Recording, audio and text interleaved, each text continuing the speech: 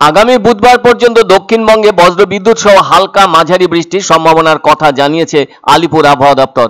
অন্যদিকে সপ্তাহের শেষ 3 দিন মৎস্যজীবীদের সমুদ্রে যেতে সতর্ক বার্তা জানানো হয়েছে। মঙ্গলবার পর্যন্ত দক্ষিণবঙ্গের সবকটি জেলায় বৃষ্টিপাতের পরিবেশ লক্ষিত হবে। আবার বুধবার ওই বৃষ্টিপাত জোরালো হওয়ার কথা আছে। এছাড়া বৃষ্টিপাতের পরিমাণ বাড়ার সম্ভাবনা আছে উপকূল সংলগ্ন এলাকায়। আর নিম্নচাপ তৈরির সম্ভাবনা রয়েছে উত্তর বঙ্গোপসাগর ও পার্শ্ববর্তী পশ্চিম ও মধ্য বঙ্গোপসাগরের কাছাকাছি।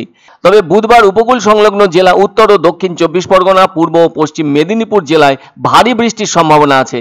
আবার বৃহস্পতিবার বৃষ্টি কিছুটা বেড়ে যাওয়ার কথা আছে উপকূল সংলগ্ন এলাকা ছাড়াও কলকাতা, হাওড়া, হুগলি ও ঝাড়গ্রাম জেলায়। এছাড়াও শুক্রবার পশ্চিমের জেলাগুলিতে ভারী বৃষ্টির সম্ভাবনা আছে।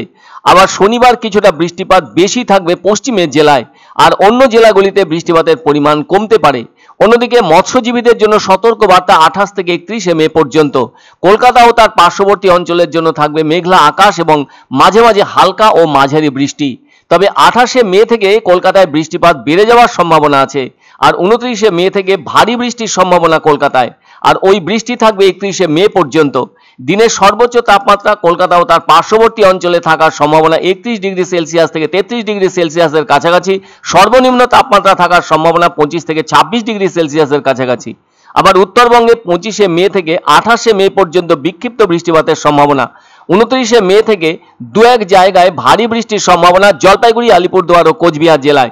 এছাড়াও আগামী শুক্রবার বৃষ্টি বাড়বে উত্তরবঙ্গে, আর জলপাইগুড়ি, কোচবিহার ও আলিপুরদুয়ার জেলায় ভারী থেকে অতি ভারী বৃষ্টির সম্ভাবনা। 31 মে ওই 3 জেলায় ভারী থেকে অতি ভারী বৃষ্টির সম্ভাবনা এবং দার্জিলিং ও কালিম্পং জেলায় বৃষ্টির সম্ভাবনা আছে। দক্ষিণবঙ্গে 29 ও 30 বেশি বৃষ্টির সম্ভাবনা। অন্যদিকে 24 মে কেরালায় বর্ষার প্রবেশ ঘটেছে।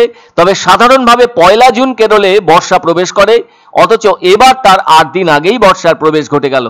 এদিকে আগামী 3 দিন উত্তর পূর্ব ভারতে যে রাজ্যগুলি রয়েছে সেই রাজ্যের কোথাও কোথাও বর্ষার প্রবেশ ঘটার সম্ভাবনা আছে। দক্ষিণবঙ্গ ও উত্তরবঙ্গে নির্দিষ্টভাবে বর্ষার আগমনের তারিখ জানানো হয়নি।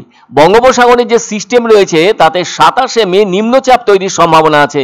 ফলে এর প্রভাবে দক্ষিণবঙ্গে ভারী বৃষ্টি যেমন হবে, তেমনি এর পাশাপাশি উত্তরবঙ্গের কিছু জেলায়ও ভারী বৃষ্টির সম্ভাবনা আছে।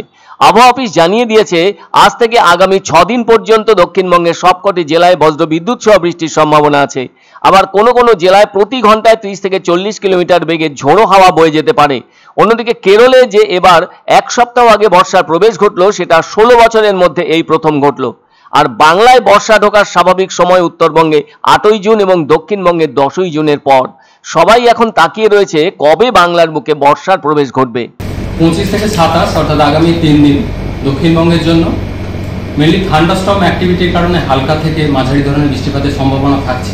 28 তারিখ থেকে বৃষ্টিপাতের সম্ভাবনা বাড়বে এবং বৃষ্টিপাতের পরিমাণও কিছুটা বাড়ার সম্ভাবনা রয়েছে, বিশেষ করে উপকূল সংলগ্ন জেলাগুলিতে।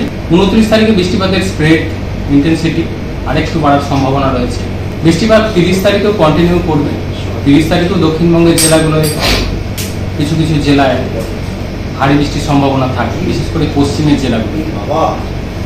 29 তারিখে গিয়ে উত্তরবঙ্গে দু এক জায়গায় ভারী বৃষ্টির সম্ভাবনা থাকবে, মেনলি জলপাইগুড়ি, কোচবিহার, আলিপুরদুয়ার এই জেলাগুলি দু এক জায়গায় 29 তারিখে। 30 তারিখে উত্তরবঙ্গে বৃষ্টিপাত আরও বাড়বে। জলপাইগুড়ি, কোচবিহার, আলিপুরদুয়ার এই জেলাগুলো দু এক জায়গায় ভারী থেকে অতি ভারী বৃষ্টির সম্ভাবনা থাকবে উত্তরবঙ্গে। 31 তারিখে মেনলি বৃষ্টিপাত বেশি থাকবে উত্তরবঙ্গের উত্তরের জেলাগুলো, জলপাইগুড়ি, কোচবিহার, আলিপুরদুয়ার এই জেলাগুলি দু এক জায়গায় ভারী থেকে অতি ভারী বৃষ্টির সম্ভাবনা। দার্জিলিং, কালিম্পং এই জেলাগুলি দু এক জায়গায় ভারী বৃষ্টির সম্ভাবনা।